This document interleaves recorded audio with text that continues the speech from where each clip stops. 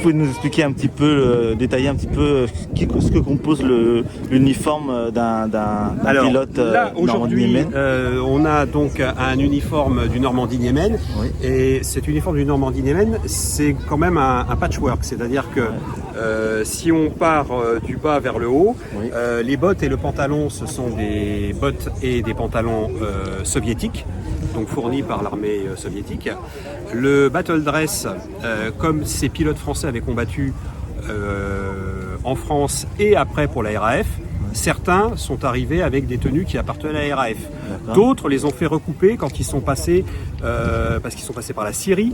Donc ils ont fait tailler des battle dress sur mesure pour essayer quand même de garder l'esprit un petit peu français. Donc c'est un uniforme, comme disaient les pilotes du Normandie-Yémen, c'était un uniforme qui était composé à la fois d'éléments russes, d'éléments anglais et puis d'éléments français. Le Normandie-Yémen est une unité donc, qui a combattu pendant 3 ans contre la Luftwaffe essentiellement et qui était stationnée pendant toute son histoire sur le territoire soviétique, puis après en Allemagne à partir de fin 44, début 45, ils ont combattu dans le ciel allemand. Là, il y a deux appareils qui sont présentés, qui sont des Yak 3. D'accord. Donc le Yak 3 était la monture de fin de guerre du Normandie. C'est une machine qui était quand même assez performante pour l'époque, puisqu'elle pouvait tenir la dragée haute à des équivalents allemands 109, Messerschmitt 109 ou Focke-Wulf 190. Et pratiquement tous les pilotes du Normandie-Yémen sont passés sur ces machines. Je suis Jean-Jacques, je suis le responsable d'un groupe qui s'appelle Pilotes de guerre.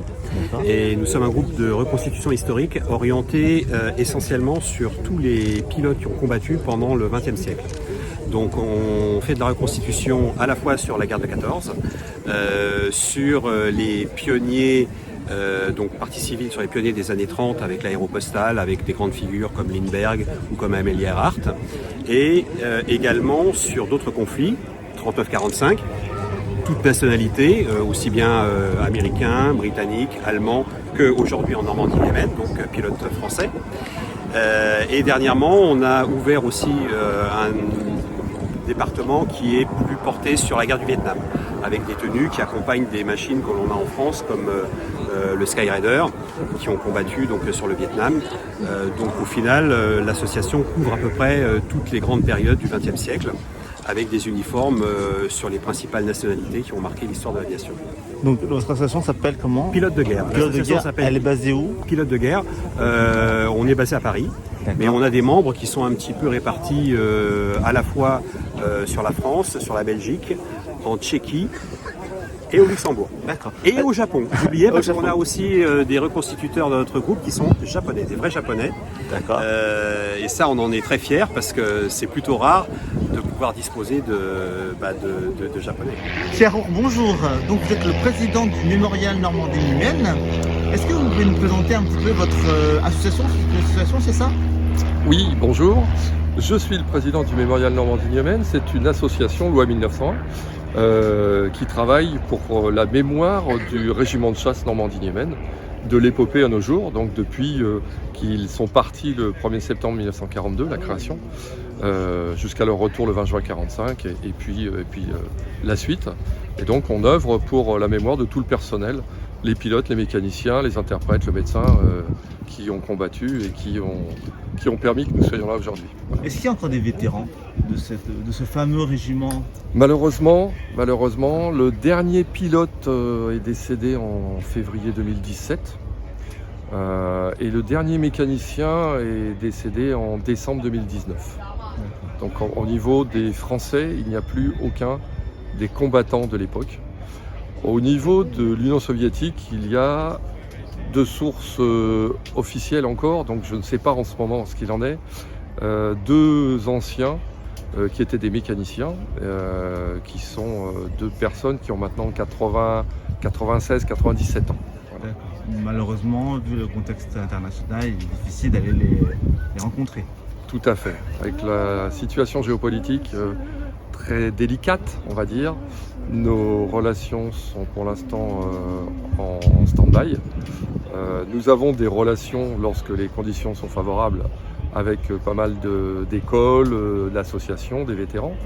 Mais c'est vrai qu'en ce moment, c'est dommage qu'il y ait des événements tels que nous les voyons aujourd'hui, mais tout est suspendu. Combien de membres compose votre association?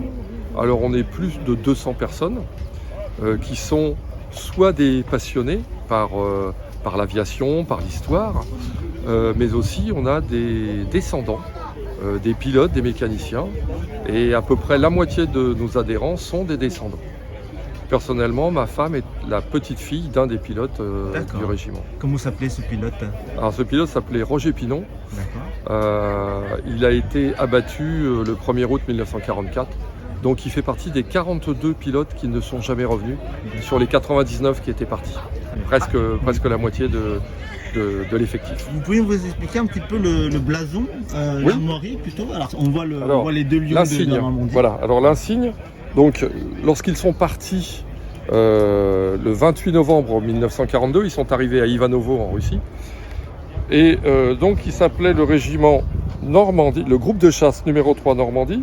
Et c'était Normandie et les 2 léopards de Normandie. Pourquoi? Parce que c'était le nom d'une région de France occupée. Et donc, Bretagne, Île-de-France était déjà pris. Donc, ils ont pris Normandie. Et puis, ils ont fait un certain nombre de batailles. Et à un moment donné, c'était symbolique, ils ont repassé le fleuve Niemen, donc qui se situe en Biélorussie à peu près. Et donc c'était une grande victoire. Et donc Staline leur a dit de prendre le nom Niemen accolé à Normandie. Et ils ont mis la flèche blanche qui est le symbole de la chasse russe. Donc aujourd'hui, le blason, l'insigne que les pilotes portent, c'est donc Normandie d'origine, Niemen les combats, les léopards la Normandie et la flèche blanche de la victoire des Russes. Ici, vous ne voyez que des avions, on va dire des petits avions à hélice, puisque les pistes sont en herbe. Et donc, on ne peut pas poser d'avions tels que les Rafales ou les choses comme ça. Donc, ce que vous verrez en vol, au sol et en vol, ce sont des petits avions à hélice. Donc, il y a des Yak, donc les avions qui étaient les avions des pilotes là-bas. Par contre, tout ce que vous verrez d'avions à réaction viennent du Bourget, de Villacoublay, comme le Rafale Solo Display ou la Patrouille de France qui passeront. Eux, ils décollent d'assez loin et ils rejoignent en quelques minutes le terrain pour faire les démonstrations et repartir. Comment on reconnaît un avion Normandie-Niemen du régiment? Alors, un avion du régiment actuel, ce sont des Rafales.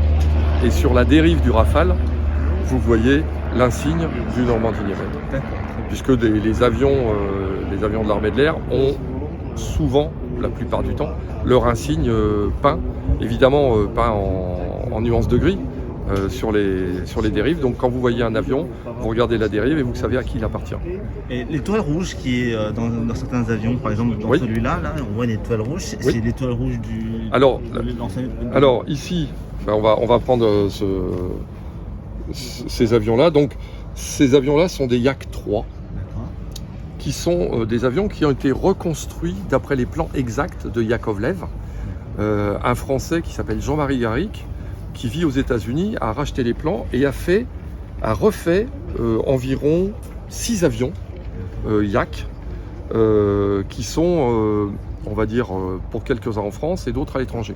Donc en France, on a, ici sur le terrain aujourd'hui, le Yak numéro 5 et le Yak numéro 6. Donc le 5 est basé à Yvetot, à côté de Rouen, et le numéro 6 est basé à Melun. Et donc ils font les meetings aériens avec tous les autres avions de guerre, on va dire, qui ont été refaits. Et donc là, vous avez par exemple cet avion-là, le Yak 3, qui a la casserole ici, c'est-à-dire le cône d'hélice bleu-blanc-rouge, qui disait à tout le monde que c'était un Français qui pilotait. Vous avez ici la Croix de Lorraine qui a été inscrite sur les avions quand ils sont rentrés en France. Vous avez ici la flèche et l'étoile, donc Union soviétique. Et puis ici vous avez le 00, ou ici vous avez le numéro 4. Donc le 00 ou le 4, c'était pour donner le numéro du pilote. Donc le 00, c'était le Louis Delfino, qui était le pilote de cet avion-là. Voilà. Il me semble que le 4, si je me souviens bien, c'était Robert Marquis, qui était un des pilotes aussi. Donc vous voyez, là, il y a 2 peintures différentes. Il y a l'avion quand il est rentré en France et l'avion quand il était en Union soviétique. Voilà. La différence sur la dérive. D'accord, très bien. Donc cet avion, enfin un des 37, mais en particulier celui-là, avec ce numéro-là, c'est celui qui est au Bourget, notre siège social. Et il est ici. Il n'est pas ici parce que ce numéro 4, enfin le vrai, l'authentique, il est dans un hall au musée de l'air et de l'espace au Bourget.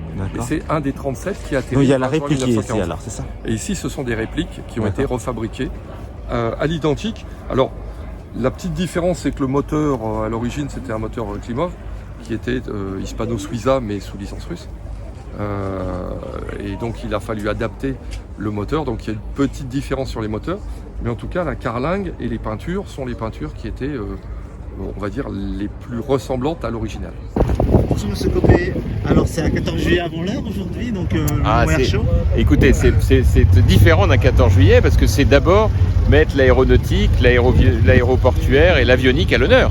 Et donc l'objectif, c'est surtout qu'on puisse ici faire la démonstration de notre engagement très fort pour ce secteur économique majeur. On est à quelques encablures de Roissy, on est maintenant totalement associé avec tous les collègues élus de Meaux à Roissy à travers notre pôle de développement économique. Et donc voilà, l'objectif maintenant, c'est de montrer physiquement au public que nous sommes très engagés et ce meeting est un des plus importants de France aujourd'hui.